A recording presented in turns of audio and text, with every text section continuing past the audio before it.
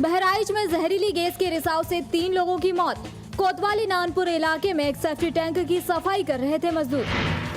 नानपारा इलाके के कामचियारा गांव में मातम का माहौल है। इसी सेफ्टी टैंक में सफाई के लिए उतरे 3 मजदूरों की मौत हो गई। सेफ्टी टैंक बंद होने के चलते इसमें जहरीली गैस भर गई थी। बिना गैस की जांच किए मजदूर नीचे उतर गए और अंदर ही दम घुटने से उनकी मौत हो गई। हादसे की खबर मिलते ही प्रशासन के लोग मौके पर पहुंच गए और तीनों लाशों को सेफ्टी टैंक से बाहर निकलवाया। मरने वाले तीनों मजदूर की पहचान रमेश कुमार, सताई और किशुन लाल के तौर पर हुई है। बताया जा रहा है कि इन तीनों ने टैंक की सफाई के लिए 1500 रुपए में ठेका लिया था। कुछ देर ढक्कन खुला रहने के बाद इन्हें लगा कि गैस निकल गई होगी और ये नीचे उतर गए, लेकिन ऐसा हुआ नहीं और जहरीली गैस ने इनकी जान ले ली। सेफ्टी टैंक के मालिक ने कहा था कि नीचे गैस हो सकती है, ढक्कन खोलने के 2-3 दिन बाद सफाई करना, लेकिन मजदूर 1500 रुपए के लिए बिना सोचे समझे टैंक में उतर गए। औरैया में बासी प्रसाद खाने से 3 दर्जन से ज्यादा लोगों की जान पर आई आफत। उल्टी और दस्त से परेशान लोगों को अस्पताल में कराया गया भर्ती।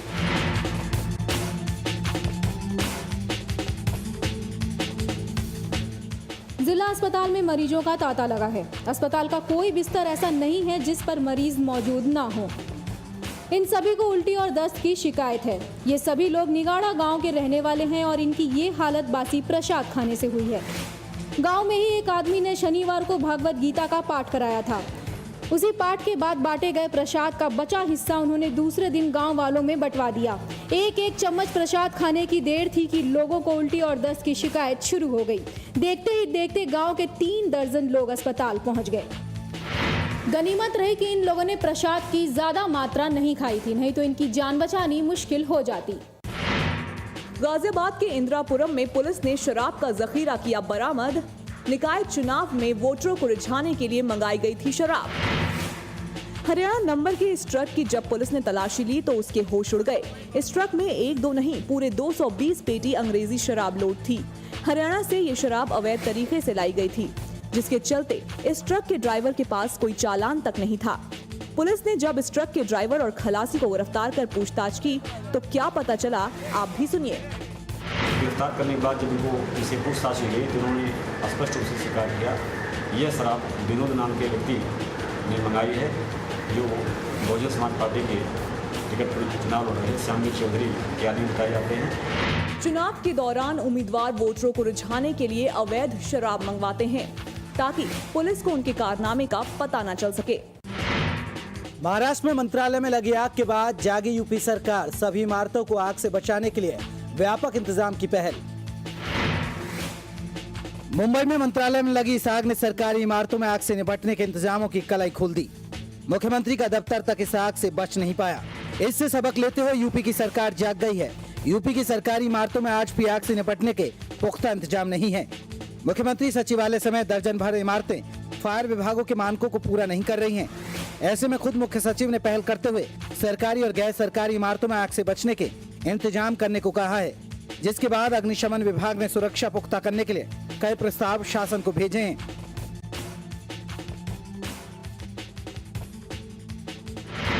इसमें जो कमियां हैं और कुछ नए प्रस्ताव भेजे गए हैं, जैसे हमारे यहाँ हाइड्रोलिक प्लेटफार्म एक है 42 मीटर, उसके अलावा एक और हम लोगों ने मांग की है, वाटर वाउचर की मांग की है, कैमरे की बात की है।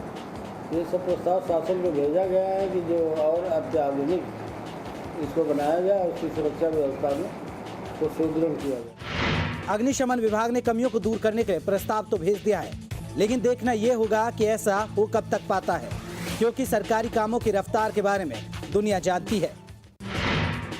समाजवादी पार्टी कार्यकर्ताओं ने धूमधाम से मनाया मुख्यमंत्री अखिलेश यादव का जन्मदिन। हालांकि सीएम रहे परिवार के साथ।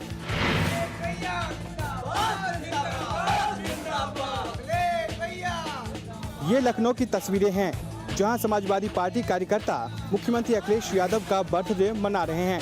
मुख्यमंत्री तो अपना जन्मदिन सादगी पूर्वक मनाने की बात कहकर घर में ही रह गए, लेकिन कार्यकर्ताओं ने उनकी तस्वीर के साथ ही जन्मदिन मनाने का फैसला कर लिया। कार्यकर्ताओं ने केक काटकर उनके जन्मदिन पर उनको बधाइयां भेजी और एक दूसरे को केक खिलाकर जन्मदिन का जश्न मनाया। अकेले लखनऊ के कार्यकर्ताओं ने मुख्यमंत्री का जश्न नहीं मनाया, बल्कि इटावा में भी मुख्यमंत्री के चाहने वालों ने उनका जन्मदिन मनाया। अखिलेश के जन्मदिन के मौके पर आजम खान ने किस अंदाज में उन्हें बधाई दी, आप भी सुनिए। तुम जियो हजारों साल, तुम जियो हजारों साल। मुख्यमंत्री अखिलेश यादव को महुआ न्यूजीलैंड की तरफ से भी जन्मदिन की ढेरों बधाइयां। आजम खान की तरह हम भी यही कहेंगे, आप जियो हजारों साल। पश्चिमी उत्तर प्रदेश के मंदिर, मस्जिद और घरों में रखी ऐतिहासिक पांडुलिपियां अब होंगी इंटरनेशनल। चौधरी चरण सिंह यूनिवर्सिटी ने की पहल। पश्चिमी उत्तर प्रदेश में ऐतिहासिक धरोहर की कोई कमी नहीं है। ये पांडुलिपियां भी बेशकीमती धरोहर हैं, लेकिन अभी तक ऐतिहासिक महत्व की ज्यादातर पांडुलिपियां मंदिर, मस्जिद, गुरुद्वारे और कुछ खास लोगों की घरों में धूल फाक रही हैं। ऐसी पांडुलिपियों को इकट्ठा कर अंतर्राष्ट्रीय स्तर पर प्रकाशित करने के लिए चौधरी चरण सिंह विश्वविद्यालय ने एक योजना बनाई है, जिसके लिए उसे 15 लाख रुपए की पहली किस्त भी मिल गई है। इस प्रोजेक्ट के तहत पश्चिमी उत्तर प्रदेश में मौजूद सभी पांडुलिपियों की पहले खोजकर एक लिस्ट बनाई जाएगी और फिर उन्हें अगले चरण में अंतर्राष्ट्रीय स्तर पर प्रकाशित किया जाएगा। ये पहल वाकई काबिले तारीफ है। इसके जरिए लोगों को पश्चिमी उत्तर प्रदेश के इतिहास के बारे में कुछ ऐसा जानने को मिलेगा जिससे वो अभी तक अनजान थे। देश ही नहीं, विदेशों में रहने वाले भी पाएंगे लखनवी आम का मजा। ऑर्डर बुक कराने के कुछ ही घंटों में आपके घर होगा आपका मनपसंद आम।